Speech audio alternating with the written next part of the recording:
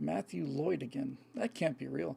I mean, the name has two. It has like the last name has two consonants back to back, and that leads off the word. It's probably a gag. Gun owners in Virginia are having their rights attacked by a governor who has gone so far as to threaten to call in the National Guard to confiscate weapons. Good luck with that. I'm looking forward to seeing how well that goes. These gun owners are marching on the state capitol but have been forbidden by the governor to carry firearms. Do you think this warrants civil and peaceful disobedience? Or do you think that it's still time to comply with an unjust government? This is time to comply with an unjust government command. He does not have the right to tell you that you can't carry firearms because the governor of Virginia does not exceed the Constitution of the United States. The carry permit is the Second Amendment. Of course, you should march on the Capitol. And if you have the whole thing is just so unbelievable anyway. If you've got a carry permit, open or concealed, what are they going to do? They can't. He can't. He just can't do it. So, I think whenever people do things like that and really elevate it to the point where it's really clearly visible, instead of working underneath the radar. When a guy comes out and says, we're going to take all your guns whether you like it or not, and if you bring a gun, if you wear a gun outside in the streets or anywhere in Virginia, we're going to take it away from you. Good. Now we know what you're all about, and you are about to determine, you're about to encounter what people actually feel about guns. We did a segment on Right Angle this last week on this lovely piece of work. Was it Jurek or something? The Bernie Sanders supporters who was talking about, killing Republicans and sending everybody to re-education camps and all the other things were going to happen when Bernie finally takes over. My entire take on that was, you want to know why we've got guns? This is why we have guns. We've got people openly advocating the murder and the incarceration of people who they disagree with politically. And so hard to imagine that it's coming from the left.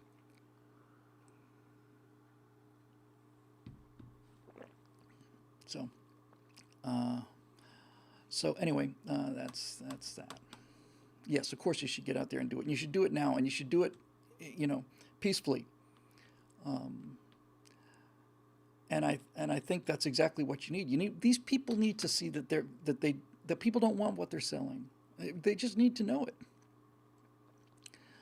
Let's see. Dave Olson, we all know that you've been doing a lot of research on the Cold War, but let's talk about the war before that. Is it valid to think of it as one long war which started in Sarajevo in 1914 and ended in Tokyo Bay in 1945 with an artificially extended halftime? Bonus question, as the losers, Germany really takes the punch for starting the first part of that war. Do the English and the other Allied powers deserve a larger share of the blame than they traditionally get? Well, since Germany went to war first in both cases, it's kind of hard for me to put the blame on other people. Sometimes get into this argument, with people. Well, the United States meant this and that. It's like, who crossed a border with a rifle? Who shot first? It's important. It's important who shot first, and for the reason it's important to me anyway, that because if you can determine who shot first, you can determine guilt or innocence, and guilt or innocence is a condition rather, that I don't think is meaningless, despite the left's best efforts to get me to agree to that. A lot of people have said, when did that war start? And you can go back and forth with it. And I almost opened the Cold War thing with this. Did it begin in 1914? It is what it is. And was it a 25-year hiatus or whatever between the two? You really do have to call those two different wars. If you look at Imperial Germany in 1914 versus Nazi Germany in 1939, they're not the same state. And if it's not the same state, it really can't be the same war. So, sorry to put that in such a nutshell, but that's all I got to say about that one. I'm going to have to run pretty quick here.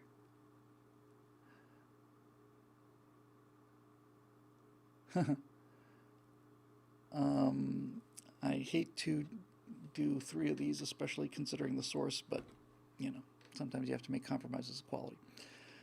Matthew Lloyd says, should we have required cognitive tests for members of Congress over a certain age? I actually 100% think that we should. I'm utterly convinced that Nancy Pelosi and Joe Biden, at least those two, are mentally incompetent. They do not have the mental capacity to fully execute the duties of their office. I'm 100% sure about that.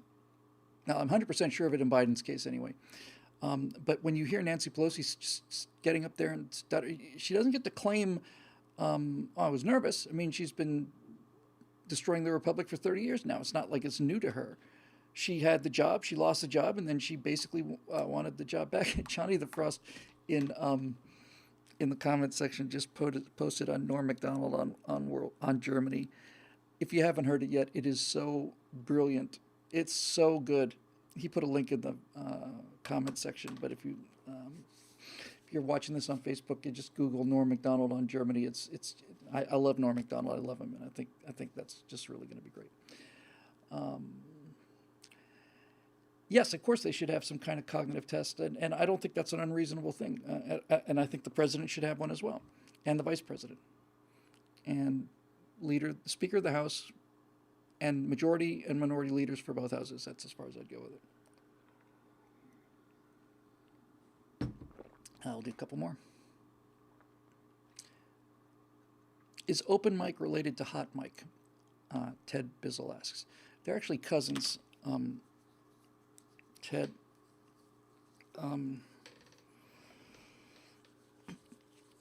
Hot mic is older, but open mic spent a lot of time with hot mic, and I guess he just didn't like what he saw. He just found him to be a little arrogant, a little more, pushy and narcissistic and self-centered, because he is, So open mic just kind of hippied out a little bit, I guess, and just started, talking about his feelings and, what he's eating for breakfast, and here's how much money I'm making this year, and he's kind of got all gooey and kind of as nasty as Hot Mike was. But yeah, they're cousins, and they're both named after their grandfather, Mike. Old Mike. When he was young, he was quite a tiger. That grandfather, they called him Live Mike when he was a kid. Moving on.